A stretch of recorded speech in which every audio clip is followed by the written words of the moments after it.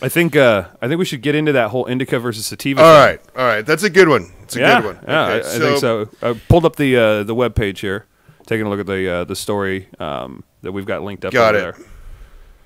So I think it's interesting that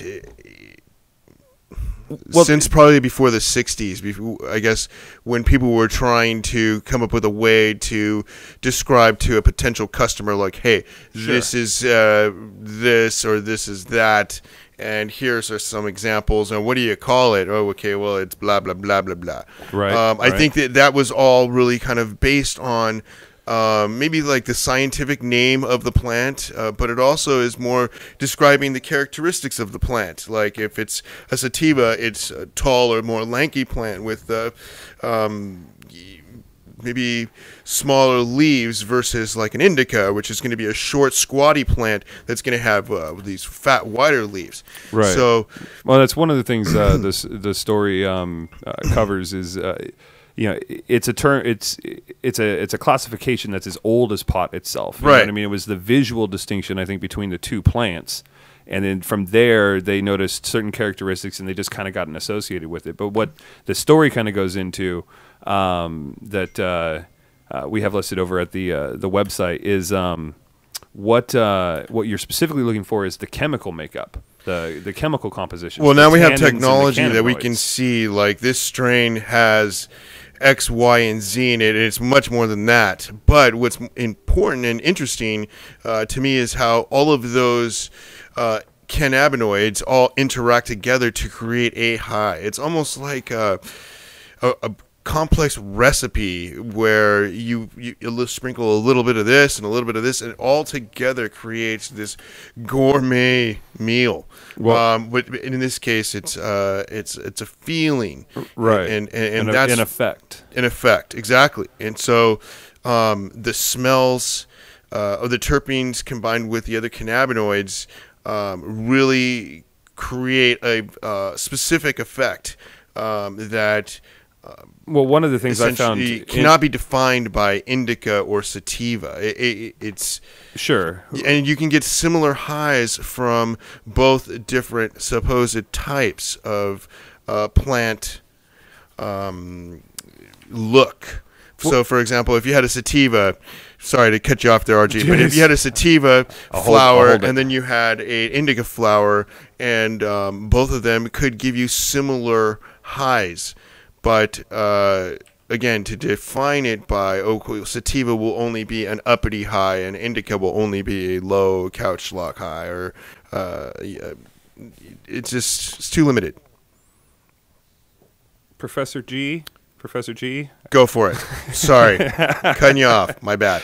All right. So one of the things I found interesting in the story, which, by the way, is I think it's the Portland Mercury News is where we found this. But in there, it makes mention that, we hear about the cannabinoids like THC and CBD, but there's over 100 or almost 100 other ones that have been identified. That's right. And so it's this huge melting pot of possibilities, these melting pot of combinations that can kind of go into creating this. But then also something else that they mentioned that I thought was kind of cool is before, I think people have associated like the tannins to be more of associated with like the sensory inputs of the strain, such as the aroma or the flavor or that type of deal there. But there's actually evidence to start to suggest that also plays a role in the overall psychedelic effects of the plant too. It does. So super interesting information. I highly recommend everybody. And so here's one other thing that we can talk about is that now it's a matter of educating the public, and the customer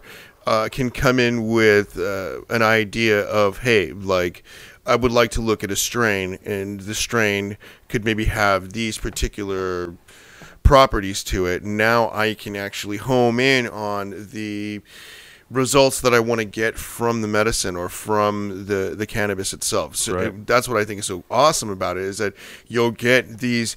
There's so many awesome strains that are out there that have different properties to them, and you can kind of find and get very specific with what you're trying to address. So, for example, if it's muscular dystrophy or seizures or something like that, you can get specific, very, very specific.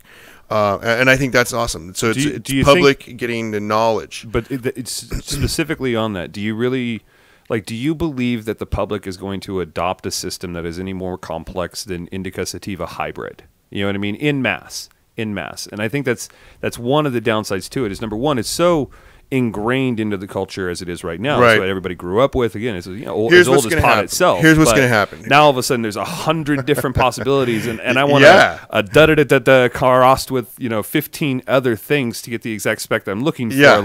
How do we reasonably distill that down into something that's consumable? You're gonna get okay. So look at cigarettes, right? Sure. So you have Camel's got a whole bunch of different types. They have the Turkish Royal, they have the Turkish Gold, right?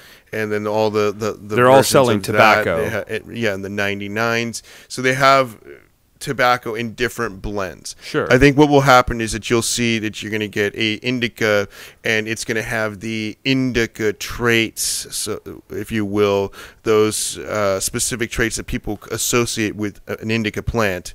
And then you're going to get the same thing with sativa, and you're going to get the same thing with hybrid. So you'll get a middle high, you'll get a left high, and a right high. That analogy is interesting, though, because also what you find in the cigarettes, in the tobacco market, is the distinction in brands. In cigarettes, obviously, it's by flavor or whatever. Like you have, obviously a Camel does taste different than a Marlboro, which definitely you have your Lucky Strikes, you've got your Cloves, you know what I mean? All these different completely things. Different, right? So maybe we'll see manufacturers taking specialties and specific combinations of the cannabinoids. Yeah, and then you're going to get the microbrew type of scenario where you're going to get these smaller guys, and they're really working on their strains, and they're really working on the genetics to give you very specific things, and they'll have a line of products that you'll be able to choose from. And I think that's awesome. It's incredible. And the more research that we do, the more information that we get, the more information that the public's going to get, and then they'll be able to differentiate between one strain and another strain, and what's really going to do what they need it to do for them. So it's good stuff. Good stuff on it's that. Really good stuff. Yeah, no, I like that. I think it's a good thing to people will research. Take this article and then go out and start to research about terpenes, start to research about things, CBN, CBD, THC, and all the like, and then you'll start to see how those effects manifest on the body. Right. Awesome. All right. Cool. Again, for more information, everybody, you can head on over to thecontactbuzz.com. We've got all the stories linked up over there. We'll have show notes on this particular episode as well, so there's links down in the description below. But obviously, we encourage you to head over there and click through to the original article. We barely grazed the surface on all these things, so there's tons more information to glean from that. What's next? What's next there, Big G? Well, I think why don't we do something fun?